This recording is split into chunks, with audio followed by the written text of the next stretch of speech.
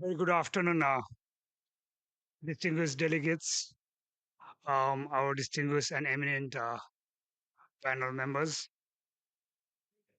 ladies and gentlemen, and also our dear participants who are here as well as who have joined online to this very important and pertinent session on environment, social, and governance considerations and lessons for the solar life cycle.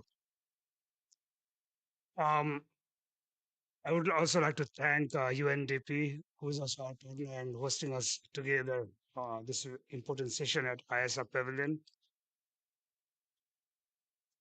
And first, let me extend a very warm greetings and regards from my Director General from the International Solar Alliance, His Excellency Dr. Ajay Mathur. I am Nar Bahadur. I am Program Specialist for the Asian Pacific region, working with the International Solar Alliance. And it is a great pleasure and privilege to host this important session on ESG. It is the last session of our program for today, and we hope it will be very interesting because there are a lot of great speakers lined up, and we have much more to discuss on ESG, particularly how it can be beneficial towards the solar life cycle. Before that, I just would like to give a brief background about ISA, International Solar Alliance, which is about 118 countries as members today we have, and we are growing bigger and larger since we were founded in 2015 at the sideline of COP 2021. And we are at the COP 28, and particularly we are working on three pillars, that is analytic and advocacy, capacity building, and programmatic support. And we are also working to promote, adopt, and scale solar energy in our member countries. And at all levels, particularly looking at a local level, that's to understand the local issues and energy access, that's one, as well as energy security, that's particularly in the national regional context, and also the global effort towards energy transition, that is at the global level. Within this programs, we have nine comprehensive programs, each having distinct applications, and particularly program number 8 that I think it is of very much relevant to this session, that is about solar PV battery and waste management. That is also one of our program that we have launched quite recently. And it talks about enabling ecosystems for sustainable solar PV and battery waste management, and that we also encourage with our member countries at more regional level. We are working with and with our partners, particularly with the UNEP and also UNDP in this front. The whole objective of this program is to manage waste in the waste actually hierarchy pyramid. If we talk about, then the objective is to reduce the amount of the solar and battery waste first is as far as possible to reduce, then reuse wherever possible, and then again recycle the solar battery waste. And if you look at the solar journey in the last 20 years, the solar sector has seen exponential growth, particularly if you look at in 2024, it was just around, I think, 1 gigawatt. Then by 2010, we were around 10 gigawatt, and I think we have achieved 100 gigawatt in 2018. And if you look at 2022, we have reached 1 terawatt. That is, I think, in April 2022, we have reached that mark globally. And I think looking at this trend, I think solar energy is not going to slow down, but it's going to much higher. And if you look at I think the current actual negotiation is also happening, tripling of actually renewable energy share by 2030. If that happens, then I think then this is going to go up even much higher than what it is currently.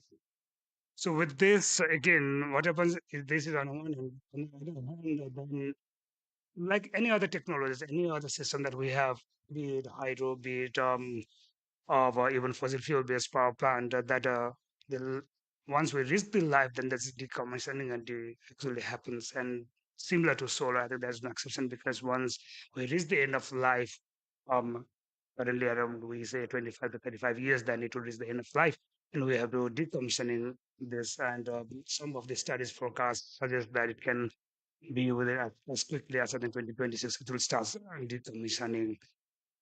That means we will actually, there will be some decommissioning plan is going to happen, and what we are going to do next. For that, I think our program number 8, we are also looking not only to promote, not only to scale solar, but also we are trying to address how best we can bring back into the ecosystem and add values and create some actual value addition products there so that it will not actually find a way to the landfill side. So that is a very, very crucial step, I think, in our and this we are working again with the UNDP, particularly we have worked with UNEP in terms of developing some actual exploring some waste management landscape that we have done studies. We are also working on battery recycling, and also with UNDP, we are conducting extensive literature survey on the solar life cycle value chains, particularly with the aim of identifying critical reporting indicators in this life cycle. So in line with all of this, today's session on ESG or context setting presentation, particular actually because on deep dive presentation will be done by um, Mr. Sweta. She is at UNDP in the office, and she will be presenting virtually. And then followed by we have distinguished panelists. They will discuss on the negative impacts of inefficient environment and social and governance practices. That will be followed by then we'll have a concluding session on this. So without further ado, I'd like to now invite Sweta to give us context setting presentations, and after that, then I'll invite our panelists to the stage for the discussion. So Sweta, over to you. Can you hear us?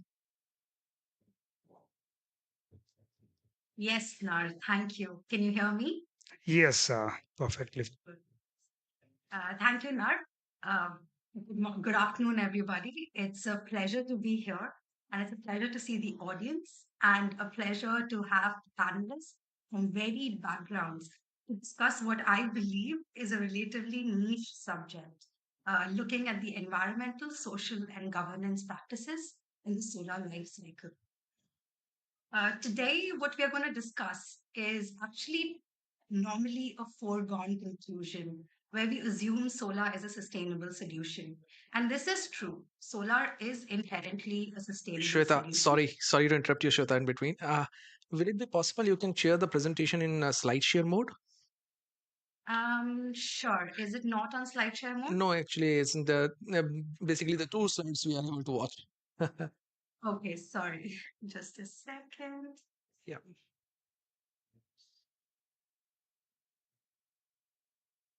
Is this okay? is that okay? Fine. Thank you, Shweta. Thank you. Because I do have a few notes that I'd like to refer to. Even we are watching your notes. Okay. Thank you, Shweta. Please continue. Okay. Um, so yes, like I was saying, solar is inherently a sustainable solution, and which is why a lot of solar companies tend to rate really high on ESG indices and ratings.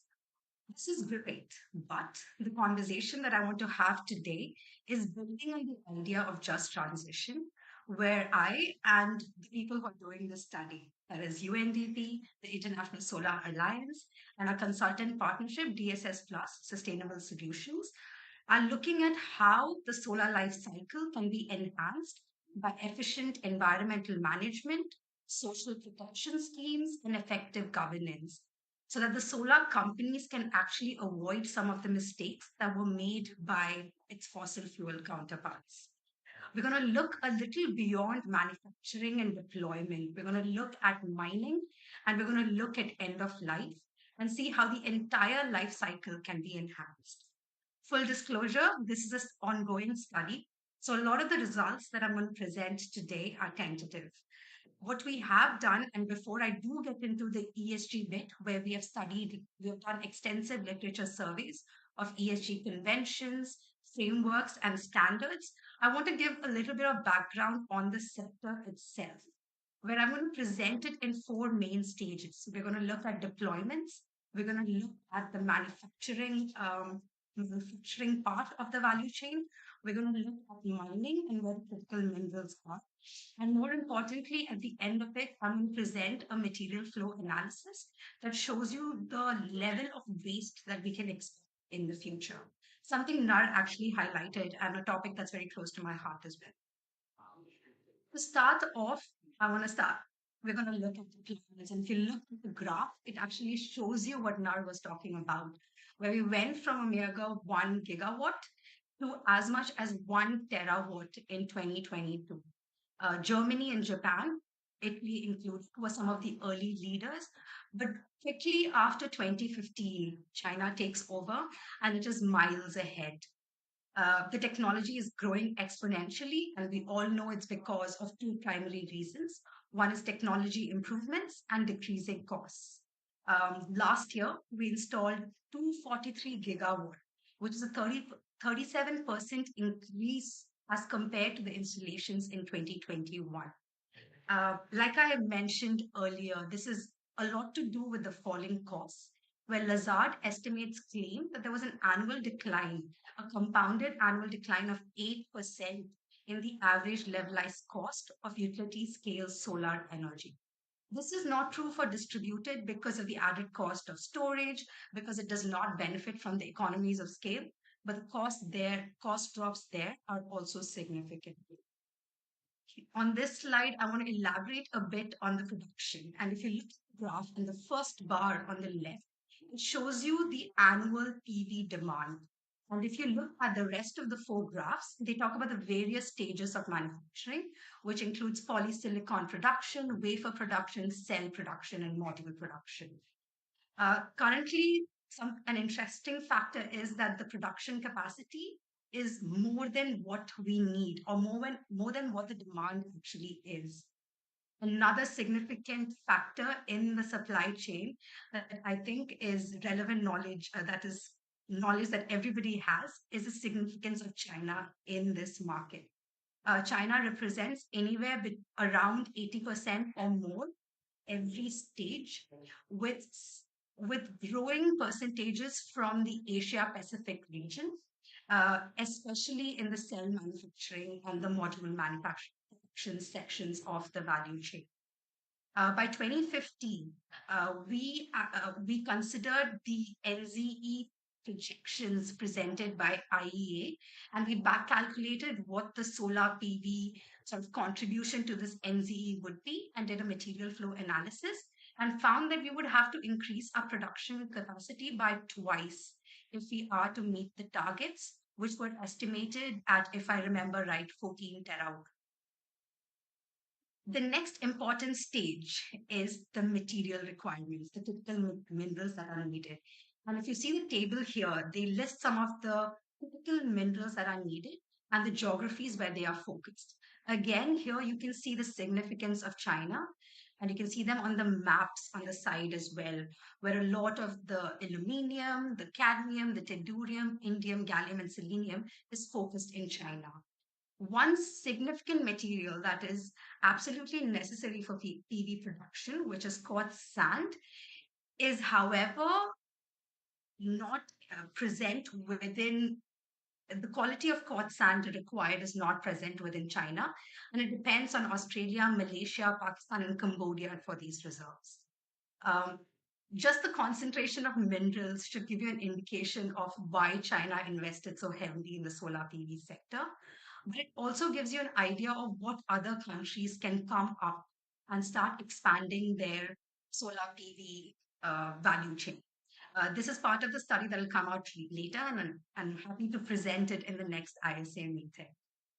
Finally, I do want to present something called the material flow analysis.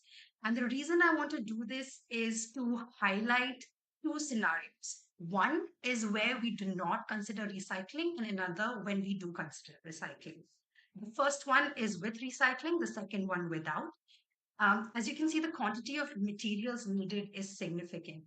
And here, apologies, I'm just going to go into my notes because I had estimated the waste that we would generate. So the material required is about 3,195 million tons that will be required to meet the demand by 2050, the 14 terawatt demand. And we expect that the waste from just crystalline silicon, both mono and multi, will be anywhere between 150 to 235 million tons. Now, moving on to the main subject here.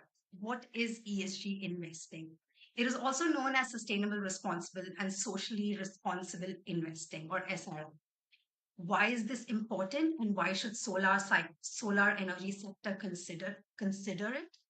Is for the following reasons. One, it integrates and mainstreams the agenda of SDG. For a sector that is on a bullish trend and expected to grow exponentially, the idea of integrating SDG is critical if we do want to achieve our targets by 2030. Another reason is that companies that do report on the ESG do report on the ESG practices, there is improved corporate reputation, resilience, and investor interest. Why resilience? Because you're prepared for your ESG risks.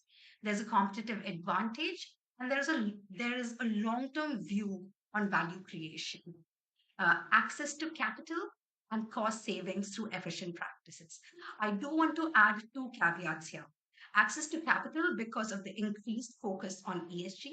A recent Bloomberg report claims that ESG assets are on a track to exceed 53 trillion by 2025, whereas the ESG debt market, even if it grows at half the pace that it's currently growing at, could reach 11 trillion by 2025. This is an easy market for solar companies that are looking, new solar companies that are entering the market, and existing solar companies that hope to grow.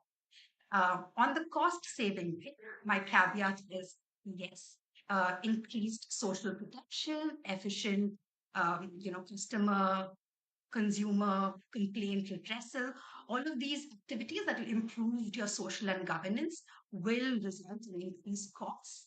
But in the longer scheme of things, as just transition sort of builds into the narrative, I believe there will be that value creation that we hope for. Um, Finally, there'll be an alignment with compliance and regulations that we see quickly coming up. Even in India, the SEBI has recently released its ESG requirements for its companies.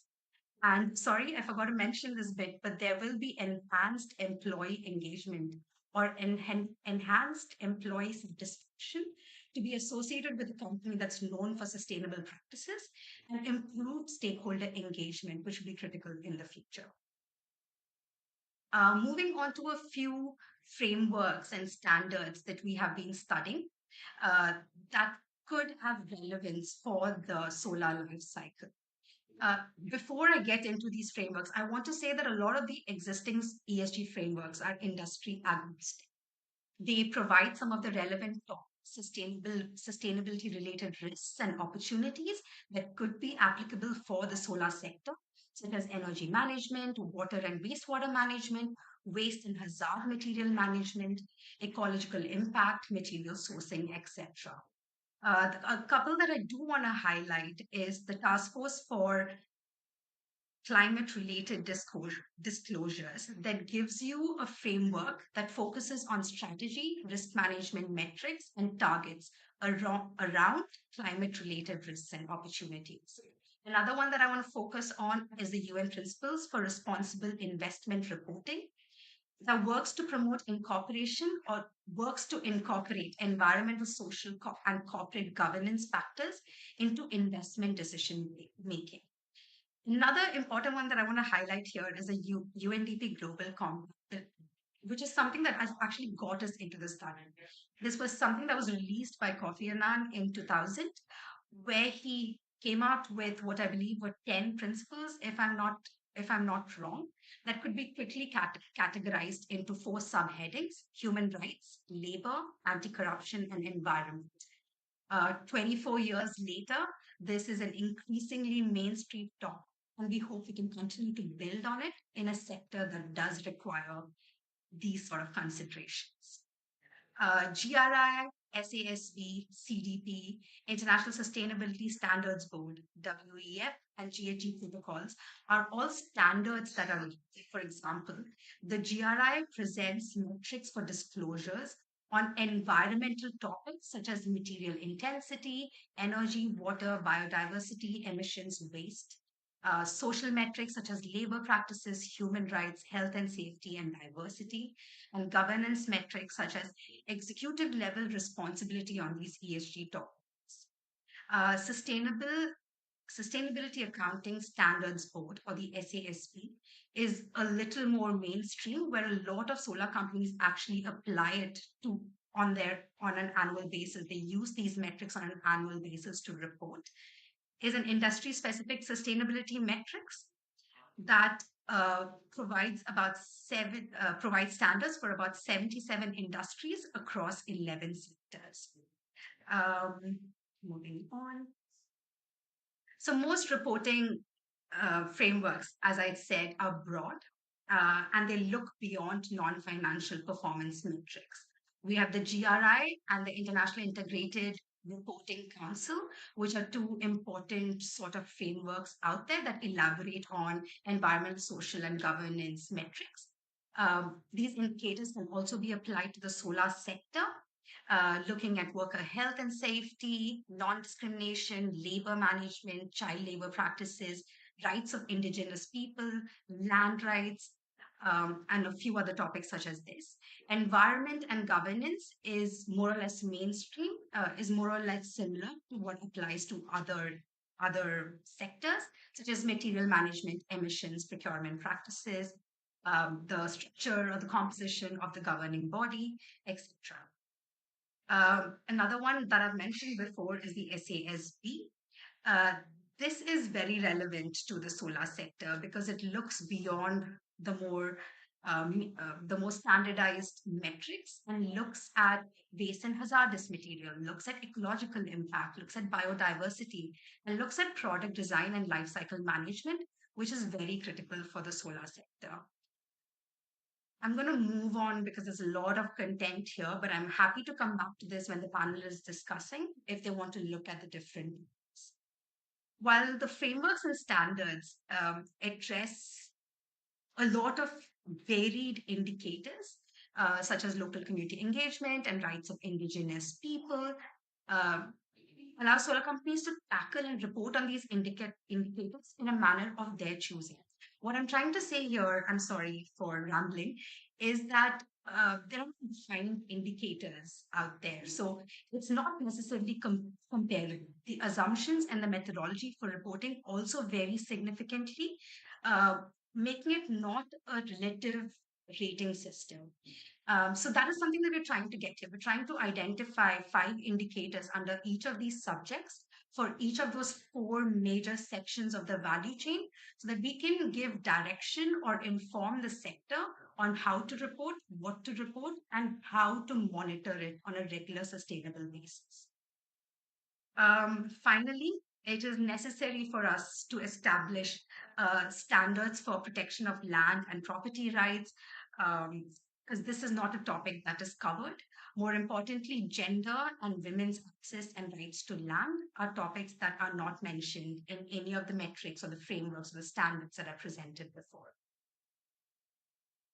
Finally, we also looked at some international conventions such as the UNFCCC, um, UNFCCC, and the Paris Agreement, all of which looks at emission reduction, the Kyoto Protocol that looks at ozone depleting substances and GHG emissions, or the persistent organic pollutants, Stockholm Convention for it. These all have indicators that they are measuring that could be applicable to the solar life cycle. On the social front, we have the UN voluntary guidelines on responsible governance of tenure and the ILO Convention on Indigenous and Tribal People, which looks at governance of land, recognition and protection of legitimate tenure rights of the communities occupying the land, and rights of the indigenous and tribal people living in the vicinity of not just the solar plants, but also around the mining areas, and communities that are responsible some of the end of life management would be responsible for some of the end of life management, but are currently looking at e-waste management. We have seen that they typically tend to be, these populations tend to overlap. Finally, on the governance bit, we have the UN Global Compacts that I presented earlier, the UN Guiding Principles on Business and Human Rights, and the World Bank Framework for Corporate Governance. All of these talk about how the governance should be structured, how it should report on its ESG, how it should address its employees, how it should address the communities, how it should not just their complaints, but any gaps that might exist against what they report on. Finally, based on all of this literature survey, we identified the following topics, and I'm going to read them out for the benefit of the audience and the panel. Under the environmental topics, we have resource efficiency, energy markets, mining, land use, ecosystem biodiversity services, waste management, pollution, and climate change mitigation and adaptation. As you can see, climate change mitigation and adaptation features a lot. This is because of a lot of the international commitments, such as the Paris Agreement. On social topics, we have land governance, human rights, equality and equal protection or social protection, labor rights, and labor security. Here, equality and equal protection features significantly across several of these frameworks and standards. So does social security. Finally, on governance, we have community engagement, supply chain management, regulatory compliance, disclosure and transparency, occupational health and safety, labor rights, and responsible business conduct. Here too, regulatory compliance and responsible business conduct feature extensively across all the different frameworks and standards and conventions. Like I said earlier, crucial to the solar sector, there's the indicators that are underrepresented or the sections of the solar life cycle that don't get covered too much or do not have representative indicators and metrics are mining, end of life management, resource efficiency and material sourcing, emergency preparedness and disaster response, supply chain management, and social aspects such as land accessibility and community engagement. Before I close, I just wanted to give two examples on two solar companies that are doing relatively well on their ESG reporting.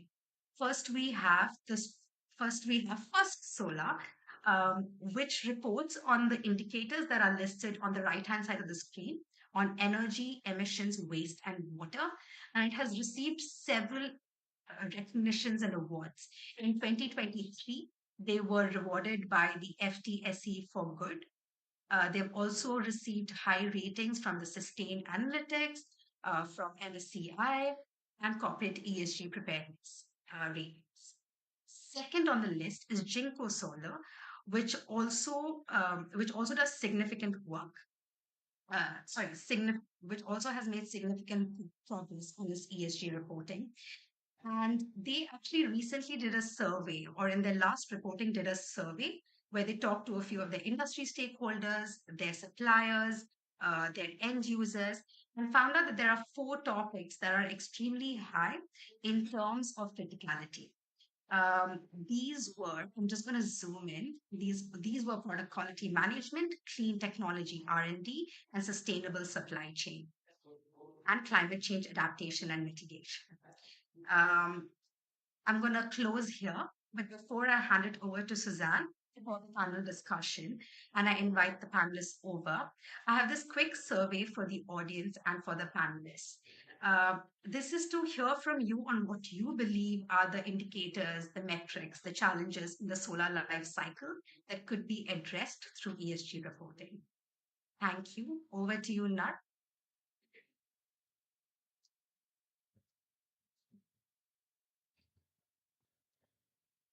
Thank you.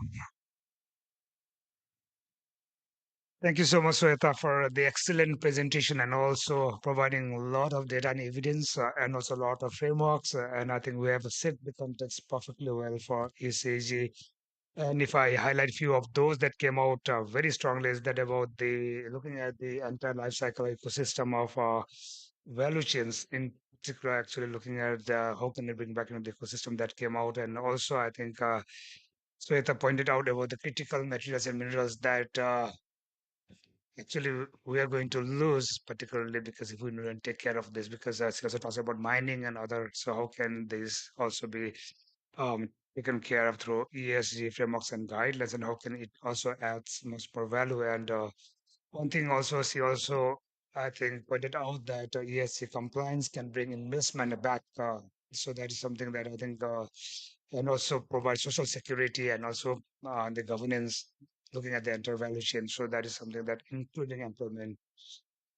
So with this context setting, actually, now we are moving to the next session because I think we have a lot of frameworks we talked about, and basically there, I think we'll be talking more from our panelists. We'll be hearing from them, and we have with us. We are very much delighted to have with us Ms. Susanna Olbrich. She is the climate policy specialist from United Nations Development Program Office in New York. Susanna, she will be the moderator, and she's moderating the session.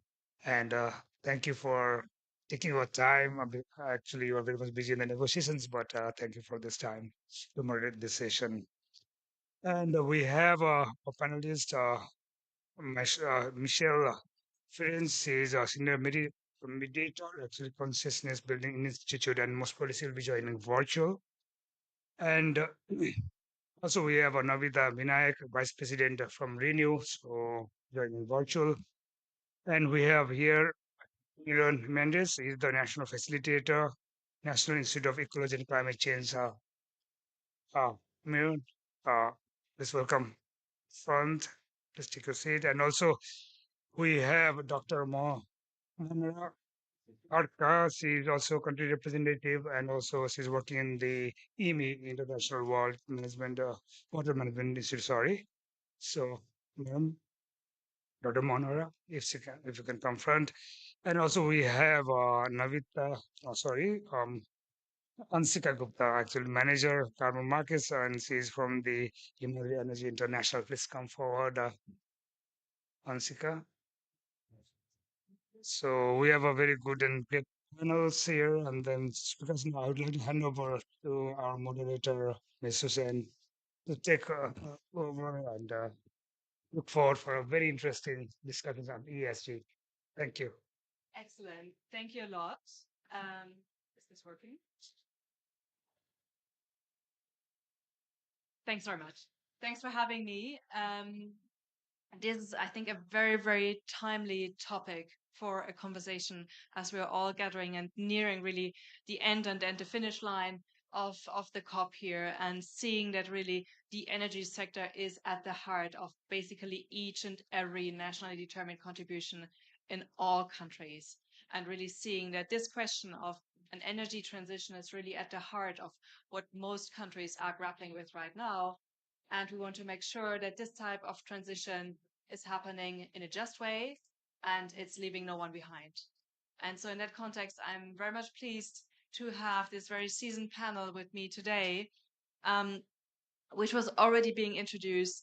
And we have a few questions which would actually like to circulate among the panel to really see what the different perspectives are.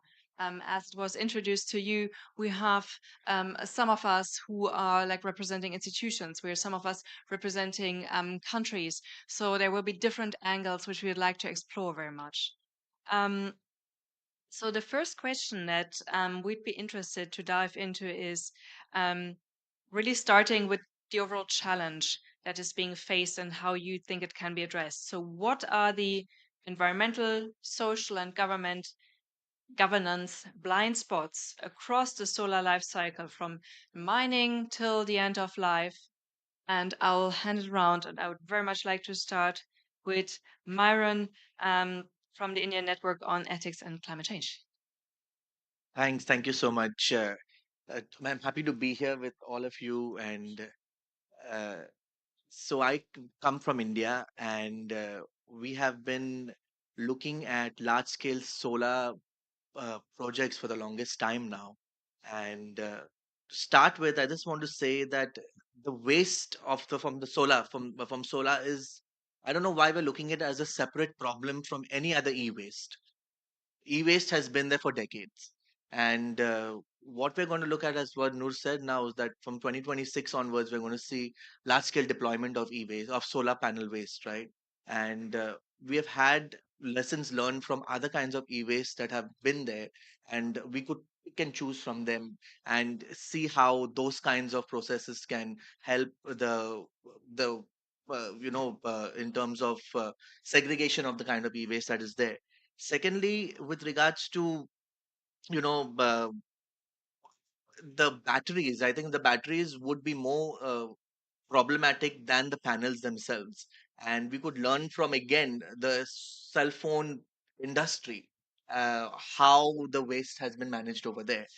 My point I want to make across is that what would really work, especially when it comes from an e-waste perspective or a solar waste perspective, is like looking at technologies or looking at solutions that are decentralized, looking at smart grids, looking at solar grids that are community centric, community oriented. And the reason being why is that from a social justice perspective, from a climate justice perspective, these work because it also enhances the circular economy that we're talking about.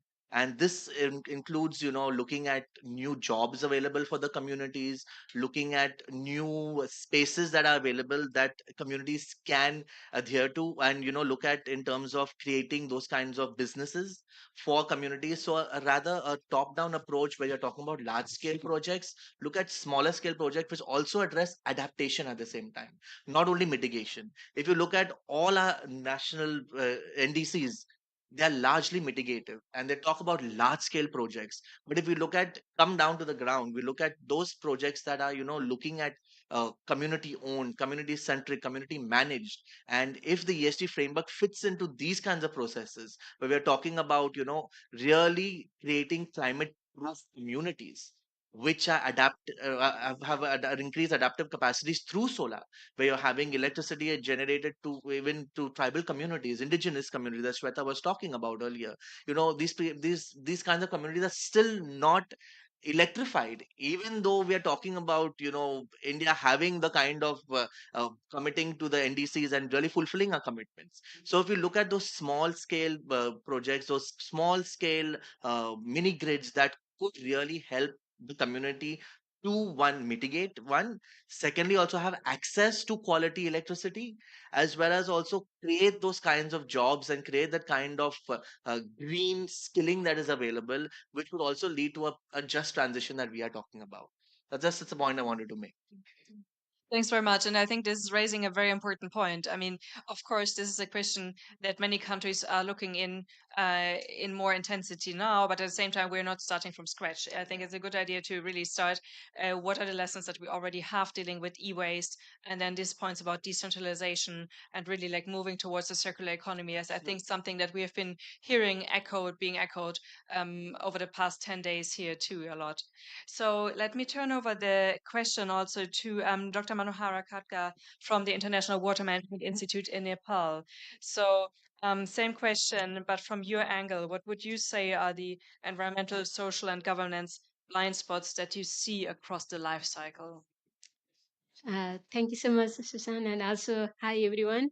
Thank you for the opportunity to speak about this issue that I'm doing research on it. I'm doing, by the way, I'm doing research on social science research on solar. That includes also solar irrigation and pump, access to pump by the smallholder farmer, women and children, not children, women farmer, I would say. So from thank you so much for that also for presenting very comprehensive framework. What I see the blind stuff is sport overall looking at the energy or this PV is that the framing the whole system value chain or ecosystem is driven by technocratic approach, very much renewable energy, energy engineering fixes model. This is how the problem would is there, and also it also reinforce the equity. For example, Nepal case, we have been our government is also providing subsidy for solar irrigation pump with the overall framework of providing, improving livelihood and also reducing poverty and also empowering smallholder farmer. If you look at this whole ecosystem of supply chain of the subsidy model for solar irrigation pump, there has been hardly the consideration of equity issue, right? Equity in terms of access to this technology. So, so this is the one aspect, and then since this whole solar PV is very much dominated by technocratic thinking, the whole ecosystem that we are talking about today is a social, how to make it equitable, how to make it social, how to consider social, environmental governance aspect. This is really missing. So one thing we need to consider is how to make it very integrative from the gender and social inclusion and also inclusivity perspective. This first. Second is that whatever is standard, we don't have, I don't know, for example, after 25 years, where do we put the waste, battery wastage? How do we acquire the land?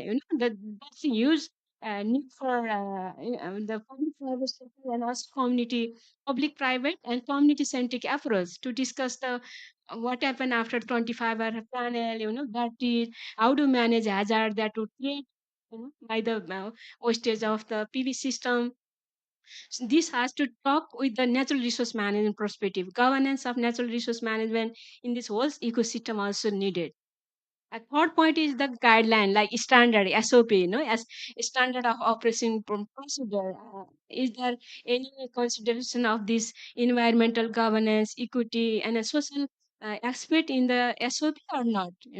This should be also very much considered in future. And these are the things that I just briefly highlight now. Most point of the consideration or a missing point is the corporate social responsibility. Even this PB or supply chain, supply chain actors are there, very much male dominated again, private sector dominated. And when we talk about gender issue of solar, people are saying, oh, I'm a business person, I'm a profit person.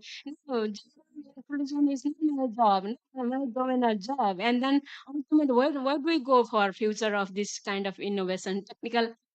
What I'm trying to say here is a technologically is 100% very workable, would be very much sufficient or less profitable or easy to access. But technology is not only the solution. We have to integrate all the elements that can have consequences on the people, especially smaller farmer, women, and the marginalized who don't have voice in this whole nexus of the ecosystem of solar supply. Thank you.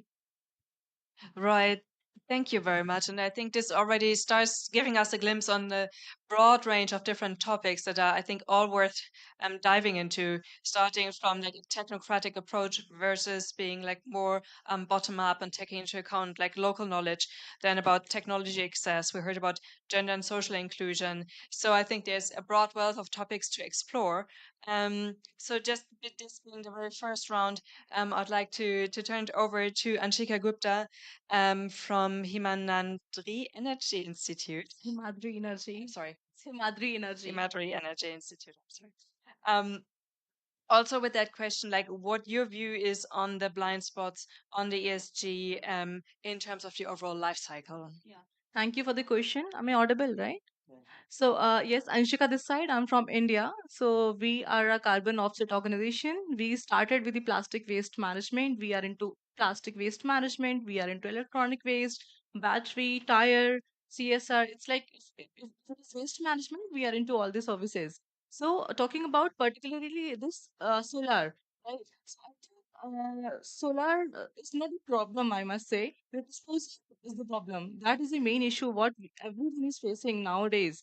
So recycling and the refurbishment, I think, sir, you must relate this thing because you are into recycling of the solar. So, what I believe, if the refurbishment is will be there, then it cannot it goes into the landfill and there are major health problems also that everyone is facing. The people are they lives nearby to that area. They are facing several health issues, and that's not the that is the problem. I must say that even that is not the safest disposal. That is not the that is not good for the circularity point of view, right? I have written some facts and figures about the same and talking about India also. So, according to 2016 report by International Renewable Energy Agency, so India could be generating 50,000 to 3,25,000 metric ton this solar waste. And you can imagine that would be people and this 10 times more than 2050, right? So yes, again, moving on some scope of work, I think EPR must be implemented on this solar as well as this lithium ion batteries as well. This when the black mass is there. We are expecting that black mass. If the proper recycling should be there, then will not face this issue. And I like positively mention one more thing. We as a Himadri Energy International, we are setting our first lithium ion battery recycling plant in India for the proper disposal. Right. So that circularity should be there, and we are ensuring that part. That is my opinion. Yeah. Thank you. Excellent, thanks a lot, and I definitely appreciate already like panelists like interacting with each other, and yeah, let's really have this as a conversation. And I also like the aspect that you were adding on the nexus of waste and health issues, and I think this is also like speaking again about the negotiations here, the first COP where health issues associated with climate change in the broadest sense have been articulated in a much stronger way than earlier. Also with the broad climate change and health initiative and that has been launched during this COP, because I think, yes, more and more countries are getting aware that, of course, there's direct effects of climate change on health, but we also have like this broader area of like the new technologies that are coming in and how we are dealing with those in terms of health issues. With that, I would please like to turn it over to our virtual participant. I'm so happy that you are connecting, Michelle Ferrens from the Consensus Building Institute, also on that question of how you see the environmental, social, and governance blind spots on the solar life cycle overall from your perspective. Yes, thank you very much. Good afternoon to everybody, and thanks to the organizers. I really am very interested in seeing how different people come at this and in different ways. The point in the value chain that our organization and I am most focused on is the development and deployment piece. In other words, the facility siting, construction, and operation. I think with utility scale solar plants, as with wind, obviously these have a gigantic footprint and large land requirements, but they also overlay and interact and superimpose onto systems of livelihood, of sociocultural habits and ways of seeing and being. And so, as Sweta rightly said at the outset, from a climate mitigation perspective, these are absolutely sustainable. The question then, though, is at the deployment level, how do you manage the trade-offs between global and national benefits and a story that looks a little bit more complicated in terms of local impact at the local level, particularly in light of the Leave No One Behind SDG imperative. So I guess I would sort of focus a little bit on the two issues in the reporting frameworks that go to the social license to operate. In other words, the community engagement piece and the grievance management piece.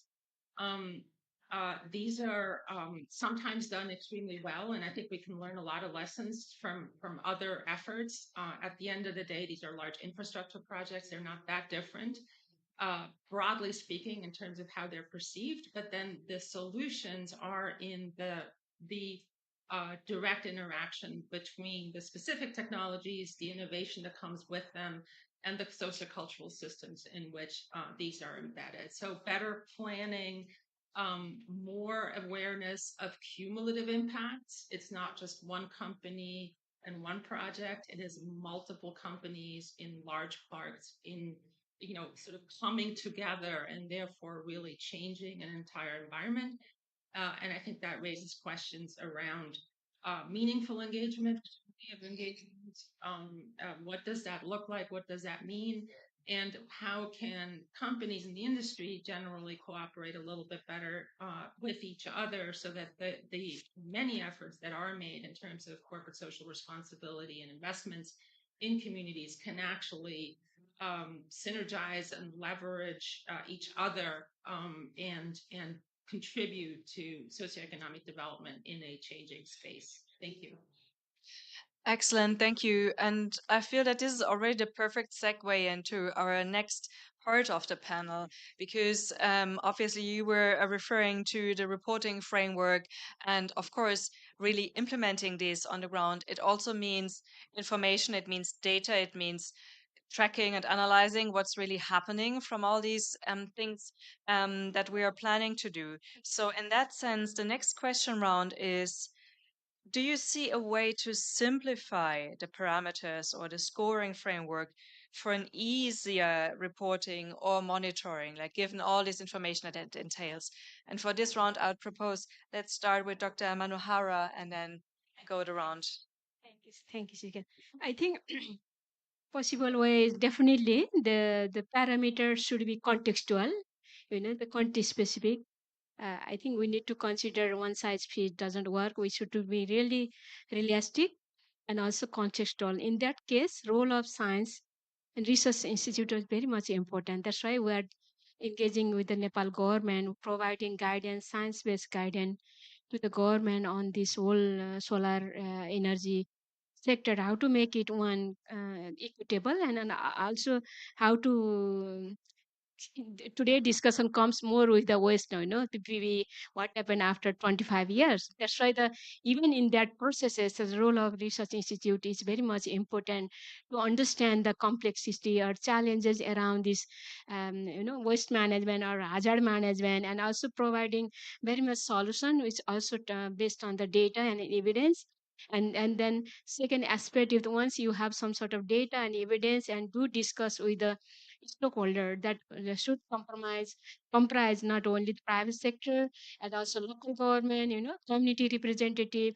There should be a science-based multi-stakeholder discussion around the how to manage the things, what are the challenges coming because of this issue, the panel and waste hazard created by this system, and what could be the major pragmatic measure based on science to suggest that can be applicable or implementable. So one suggestion would be role of research institute to encourage support with the working with the government and also private sector and capacitate through the science base. So yeah, as a signpost. Thanks a lot. Melody. Yeah. And to turn it over to Anshika with the same question, whether you see a way to simplify the parameters and scoring framework for an easier reporting and monitoring. I feel like from the various different aspects of monitoring and reporting that we've been part of at UNDP, we also see, yes, it involves a wealth of information at the same time, and we often want to harmonize as much as we can among countries, but we also need to take into account that typically countries are starting from very different points in time and in space and in terms of data. So, yeah, just wondering how we can take this into account so that there's on the one hand like a strive, of course, to harmonize, and at the same time acknowledging that countries are different. Adding to this, don't you think there must be some technological platform that we can easily manage or we can easily access of all those things? That would be great, I must say, right? I was coming to that. Yes. Raise that question. Yes, there should be some technological platform, because government is supporting in all these things, and as per the responsible citizen, we It is not the government responsibility or not the producer's responsibility or not the manufacturer's responsibility. It's our responsibility. We are the ones who, like, we have to take care of those electronical waste and everything. We talk about plastic waste because I think in India, because in more than five countries, this EPR term is there. This is, we call it as extended producer responsibility, right? So if you are using plastic, if you are using electronic waste as your packaging material, then you're liable for this EPR, this compliances from the government side. So there must be some awareness side. We have to take responsibility, what I believe, and even all the stakeholders are included, be it recyclers, be it private sector, be it government, be it public. We all are equally responsible for this, what I believe. Right, thanks. And yeah, from the work that we in UNDP have been involved in, sometimes we also see that trying to support different countries and seeing that in some countries it may be a matter of probably trying to provide spreadsheets or something, whereas acknowledging that in other countries maybe they already have like full-blown like sophisticated modeling or something in place. And then of course we don't want to duplicate on anything that already exists in a country, but just to really, yeah, try and meet countries where they are. So interested, Michelle, what do you think, or what is your view on this, like ways to simplify parameter scoring framework, how to support reporting and monitoring in a way that is as straightforward as possible? Yeah. Thanks, Susanna. I mean, I think this is a challenging question because there is the question around what are we trying to achieve? What decisions are we trying to influence by whom through these reporting frameworks? So you've been talking about countries. I think there's also corporate actors or industries. So I think there's maybe a little bit of a question of sort of who, who is the target audience for which piece of this? That would be my first comment. The second one is ease of, I mean, obviously there is so much, so many processes, including some of the environmental and social impact assessment processes that are so time consuming and ultimately don't necessarily achieve what they're set out to do. So I think there's a question of, again, what are we trying to achieve, and are there easier ways to do to and better ways to produce processes that actually have meaningful outcomes, including, for example,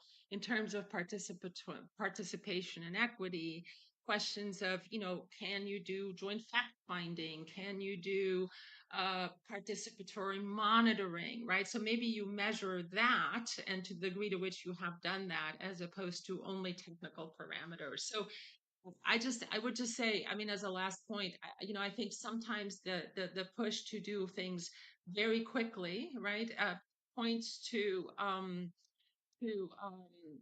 regulatory requirements that are rather loose, and then it turns out that you end up in court or litigation or have disruptions that actually have gigantic business costs as well.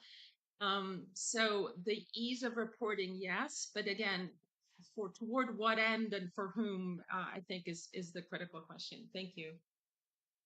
Right, thanks. And definitely, yeah, that's the key question, of course, to distinguish for, yeah, is this being done for own internal tracking monitoring? Is this doing for, yeah, broader public? Is this doing like on a corporate level or within governments? Yeah, very valid question. I would like to turn it over to you, Maren, because I already saw that you were reacting to what Anshika was mentioning earlier. So happy to hear your views. In fact, I wanted to continue what Michelle was saying, and the whole idea was, for whom are we doing this? And again, the question comes down to accountability and transparency. And our experience has been with the earlier Kyoto Protocol and the CDM process. There was absolutely zero accountability or transparency when it came to any of these solar projects or even windmill projects or anything. It was so difficult for any organization to even access any kind of data in terms of, how much electricity are you generating, or how much, any kind of thing. And if you had gone to the to the site, and they would be like, you have to go somewhere else, and you have to take permission, and you have to, why should we have all those kinds of things where even the community around it couldn't access the kind of data that was needed, and I see the same thing happening with all these, with the current projects as well. So the idea being that unless and until the data or these frameworks are made more accessible to communities, made more accessible to, the process of, you have stakeholder meetings, you have the community at hand involved right from the beginning. Those kind of processes would aid in kind of creating something that is equitable, something that is, as Michelle said, leaving no one behind, and that is the way to go. Then one more thing, we have to more focus on the downstream management. Absolutely. Because that is a major problem. But what I mentioned is we have to more focus on the downstream management because that is a major problem nowadays. No one is focusing on the informal sectors. Everyone is talking about the formal sector, right? Yeah. So that we have to look upon. That is my opinion in addition to this. Yeah, please do. Because I'm doing a lot of research on these solar issues from a social science lens.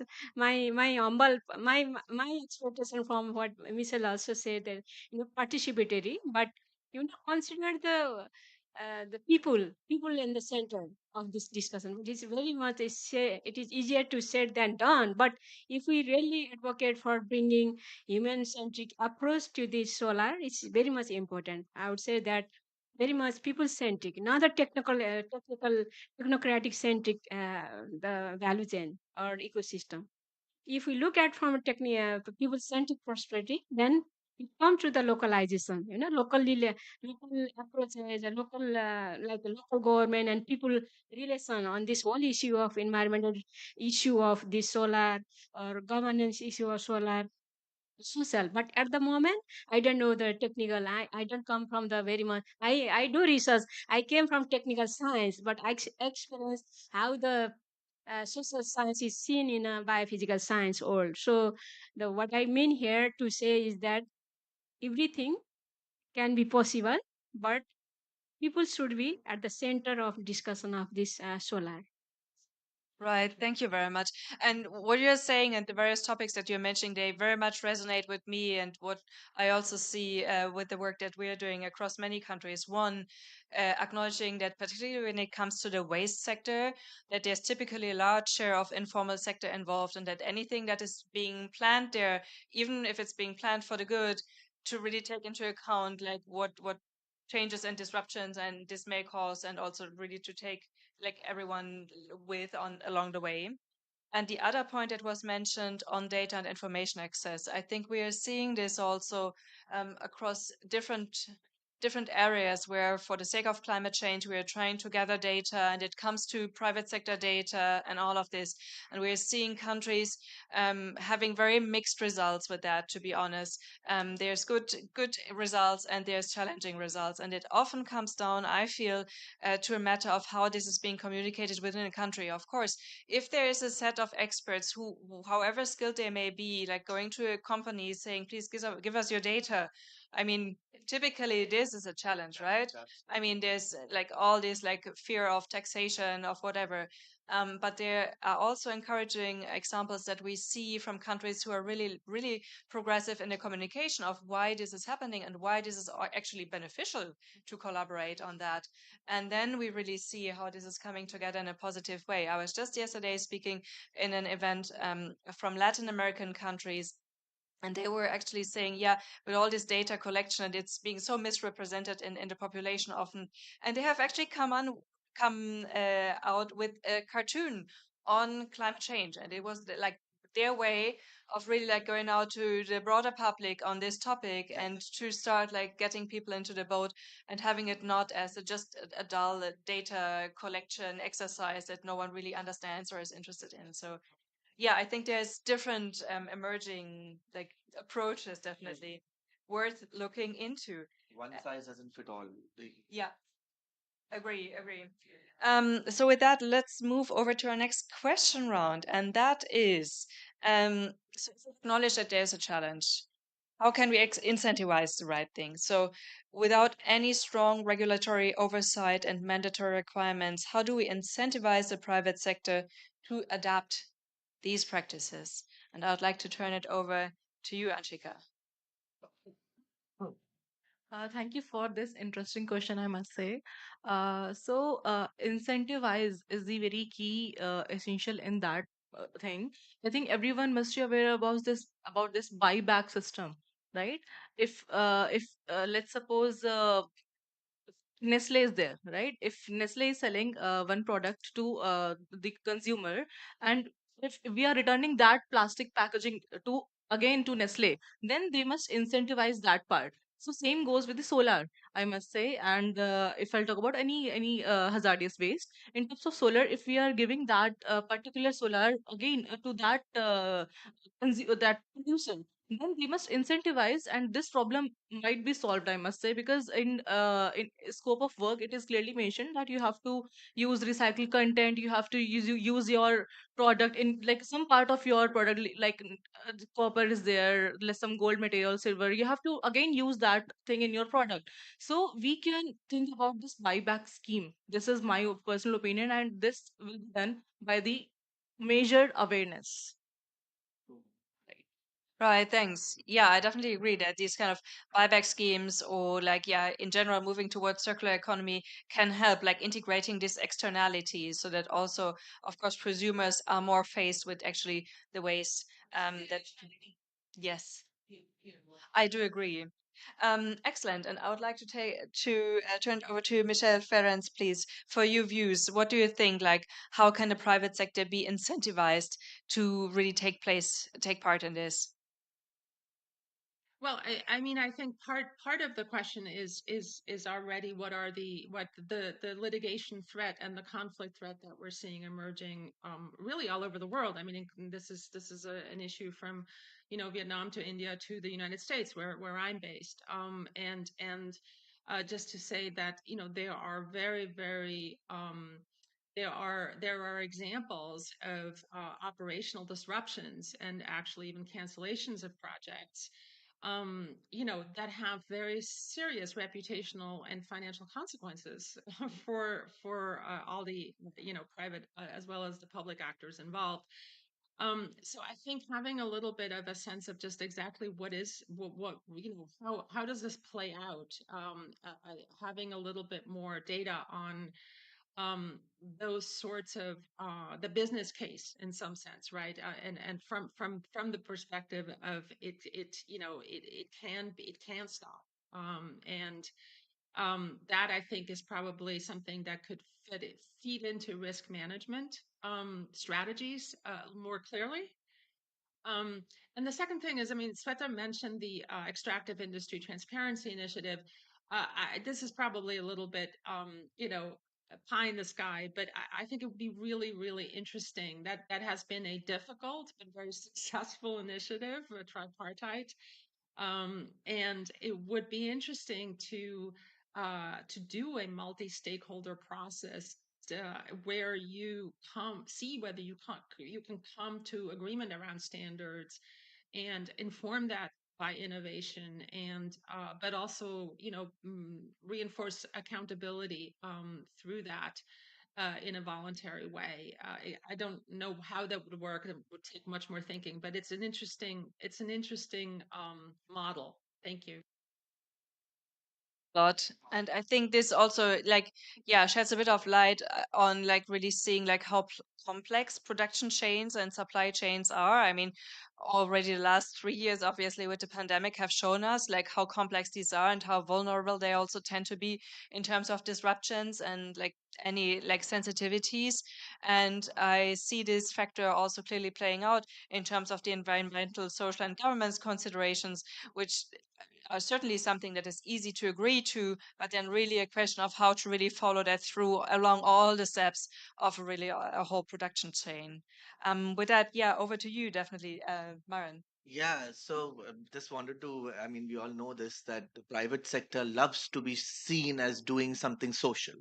And the idea being to incentivize it. If you bring in these conversations on, again, the just transition, you bring in conversations with on looking at skill development, and you merge these things together, and say that, this kind of technology or this innovation or this project is going to enhance this kind of, like, the non-form informal sector, and you have capacity building programs for them where the corporates could be a part of, the process. Don't you think this must be a part of CSR also? It must be, but Right. the perspective is not there. The climate True. perspective is not there, True. right? True. So you're bringing the whole net zero perspective. You're bringing in the whole just transition perspective. So the idea is to bring, saying that yes, while you're doing the capacity building, you are also taking your country or your nation to a path of net zero, and bringing that kind of a perspective while you're working with, solar projects and solar panels.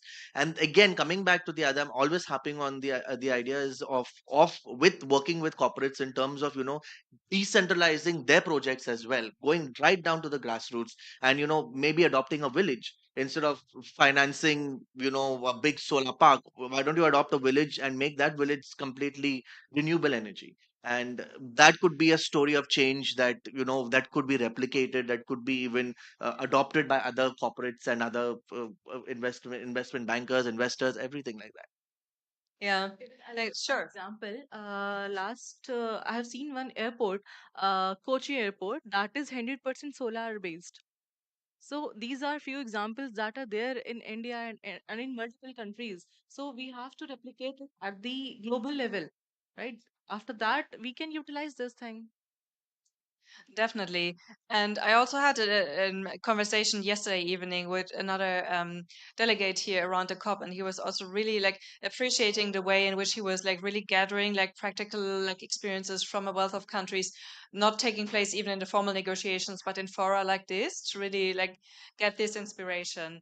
And for instance, we are also seeing from some of the countries that we work with in Vietnam, they have come up with a voluntary platform for private sector companies to register and to start on environmental social commitments, and companies are free to register for three different levels of commitments, whether to be either a climate aware company or a climate active company or a climate leader.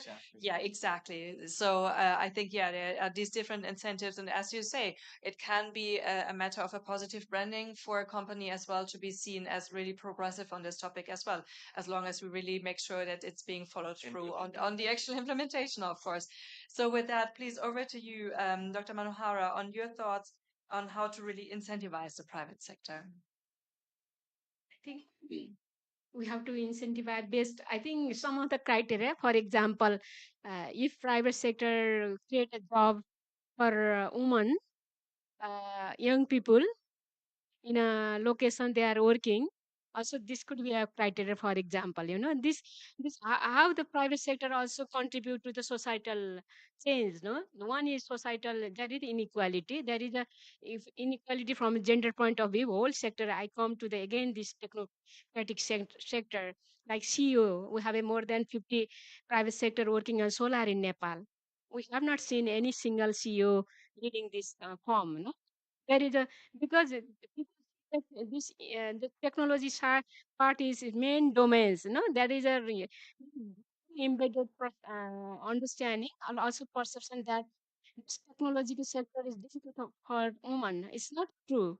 No, women can be a champion of the solar, whether waste management or business value chain, all the leadership.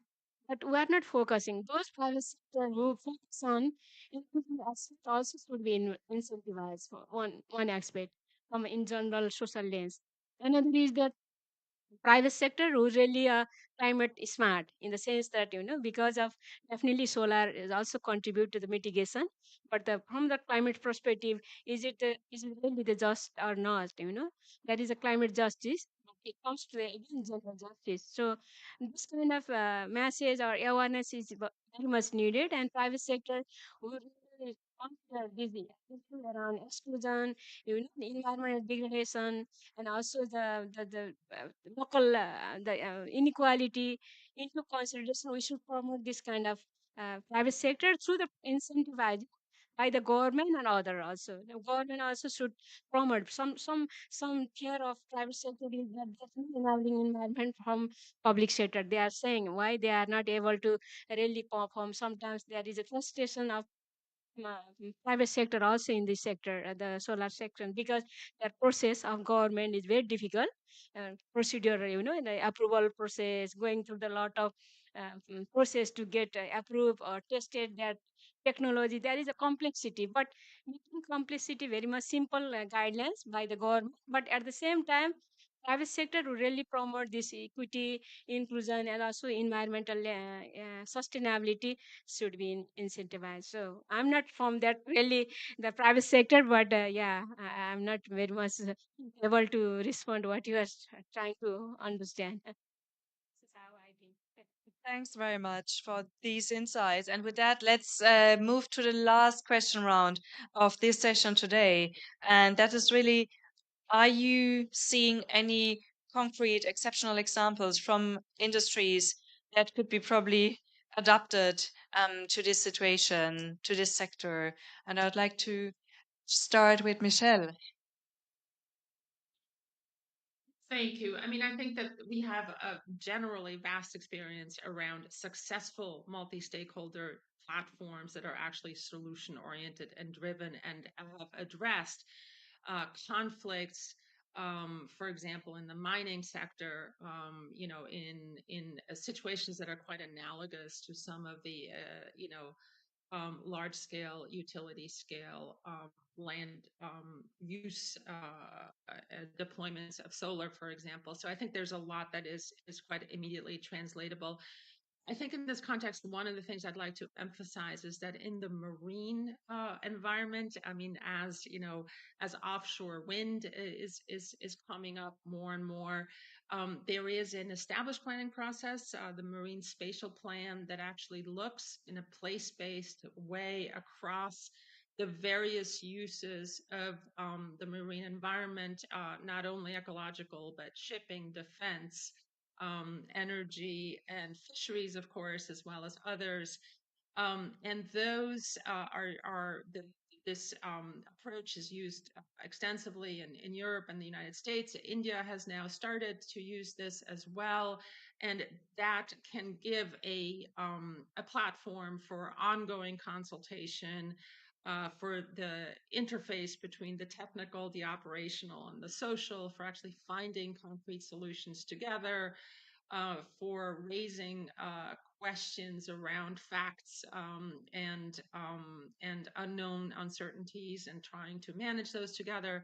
So I think the notion of collaborative planning, again with an example from the marine environment, in particular in renewables, would be an interesting way to look at, obviously on land, but at large solar deployments as well. Thank you. Thanks a lot for these insights. So yeah, let's go over to you, Myron. Do you see any examples that you think are worth mentioning, and that could probably even be like used in other sectors? Absolutely. In fact, I was laughing because Michelle is talking about the marine sector, and the example that I wanted to give was from the marine sector. And to start with, the idea of a good example is something that we're looking at, having a responsible producer as well as a responsible consumer. And how do you link the production to the consumption? And that needs a lot of transparency. It needs a lot of, you know, relationship building with, right from the top to the bottom. And I know of a startup in India, in fact, that looks at working with the fishing community and the consumers of the fish. And the data that this app or this technology brings is that it, tells the consumer exactly where your fish was caught, who caught your fish, on what day was it caught, and how it was transported, and it brings you to the table, right? So you have all this data available in this day and age. Even in 2023, we are almost 2024, 95% of us don't even know where our electricity or our energy is coming from. And if we could really find that out, if we had that information, yes, okay, my this is my mix. 10% is coming from this solar panel or this solar park that was where the panels were mined at so and so place, and you have a conscious right to make that decision. Yes, do I want to say yes to it or no to it? So the idea is that if the information is available for consumption, I think people will be able to make better decisions and better choices, and also we'll be able to know. I mean, this is still the consumption, but then also we can add to it where your waste, where this panel is going to go in 20 or 30 years, at least a yard, a kind of a frame that is there. People will be able to make better decisions and consume better, I think, is what I'm saying. So as I said, this example of this being a responsible consumer as well as a responsible producer is what we're looking for a sustainable future. Thanks. Yes. Definitely. And I think we do see like encouraging trends, I think, in different regions across the world where actually consumers also start to be more aware and more interested again in like even like daily products that they're consuming, such as food, obviously, in really understanding where this is coming from. I mean, we're living in a highly industrialized world, in a world where like trade goes basically all across the globe.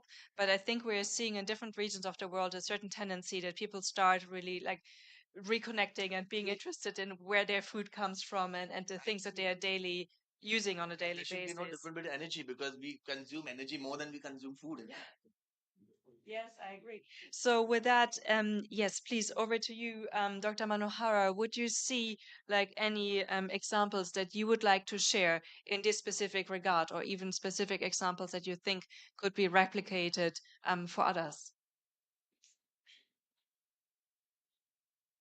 I think what I have seen is that based on again from Nepal case, because when it talk about energy, that is a sectoral silo, right? Energy and discount through the food, water, there is a very much discussion coming up. What Michelle also saying, the multi-stakeholder based discussion around the sustainable or just energy transition. In case because what people stakeholder are saying is that we are missing other sector like because of energy, solar energy. Again, I come back to the solar energy.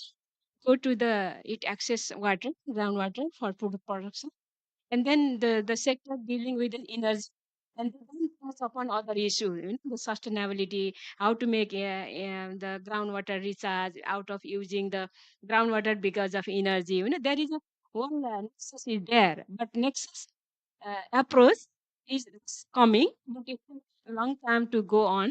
But this is the way we should start with. We should not we start only the I'm energy, solar energy, PV, waste management, circular economy, only the uh, solar. We need to think of how the because of energy, what has been impact on water, what has been impact on food system, food production system, and how much it has contributed to the society and environment. This is one discussion or discourse is coming up within the larger energy, solar energy sector. Another is the mini grid because this solar energy after uh, not 100% energy is utilized, and then how can we make efficient, effective, or economical viable of this technology? And there is also some sort of pilot case started to connect the solar panel to the mini grid, where the people who have a panel, they are also compensated out of the energy they sell to the grid, and then when they need it, like a solar, if there is no sun and then they don't have access to water, for example, because of sunlight is not there, but when they store the energy from solar to mini grid, they are compensated and they can also get energy. So there is a some just piloting starting, but learning is yet to be very much document and also shared to the regional level. So this is just practice started learning pilot, sorry. Thanks very much. And I think it's interesting to see that just among the few examples that we have heard, two times there was a topic of oceans, and one time even the water sector also. I mean, of course, certainly waste sector would easily come to mind, or of course also with the grids, very valuable, is probably something that would come to mind. But then really water, oceans, so it's really a broader thing. And we are nearing the end of our time, but definitely also over to you, Anshika, on any examples or like any best practices that come to your mind. Yes. So before that, I just wanted to mention one thing that Nepal, in terms of Nepal, it is actually working on the hydroelectricity, right? There are many projects that you are into. So I was reading just one article, it was mentioned over there. So yes, answering your question, so the best example what I can ever give is in terms of this electricity and the solar.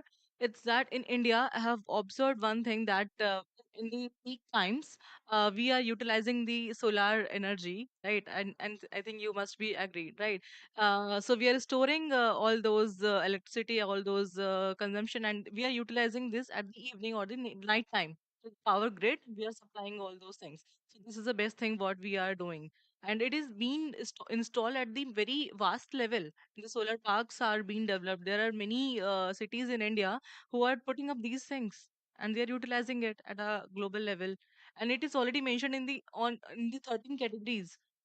This battery storage component, that was the first one. Yeah, that is there. Sure. Yeah, I want to add also, I forgot, a community managed system of the solar energy, because uh, there are good practices, because people do monitor who is using what and how much. And then if we really one approach, there are two approaches of modality, right? One is individual based solar uh, consumption, or supply could be like a PV, like 700 kilowatt or more than 1000. There are different size. What I'm trying to say here is that portable or portable size of solar, that is really beneficial for smallholder farmer. They are using very much, they are protecting their own solar panel. But if we really support to the community based approach to the all the people who are using solar, community based approach also will be very much good for monitoring, self monitoring, also of the monitoring of environmental consequences, social consequences, and economic consequences. So the approach wise, both individual and community approach also coming slowly. Excellent. I clearly see this is a topic on which we could have a conversation that lasts much longer than this. We are nearing the end of the time for our conversation today, so please let's give us a round of applause to the panelists, please. And with this, I'd like to hand it over to Nar for the closing. Thank you so much.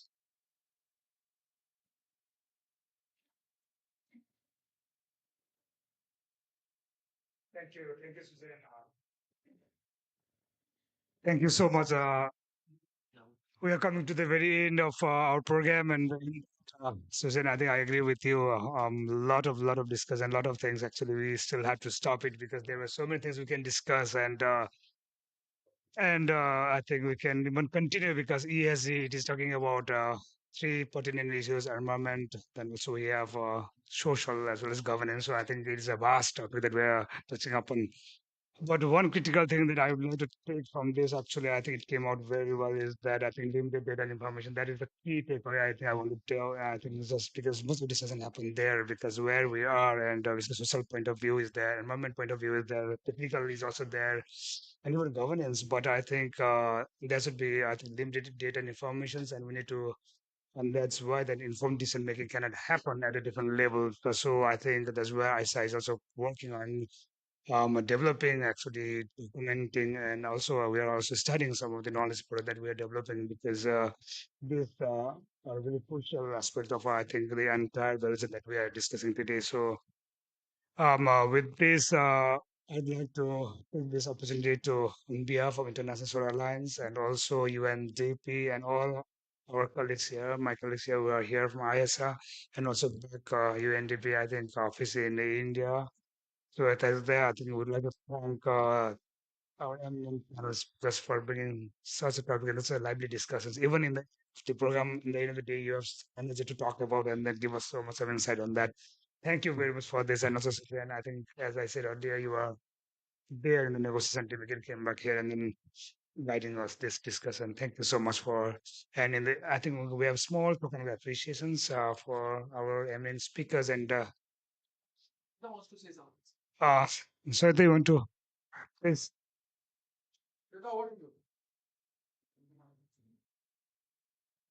No, no, that's fine. I actually had a few points for Suzanne's last question, but because we're closing up, I'm just going to put it in the study and share it with the panel and everybody here. Thank you. Thank you.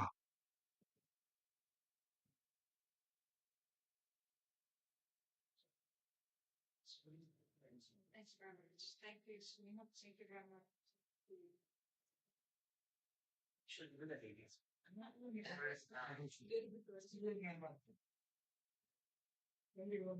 Yeah, I realized I'm the only man on the panel.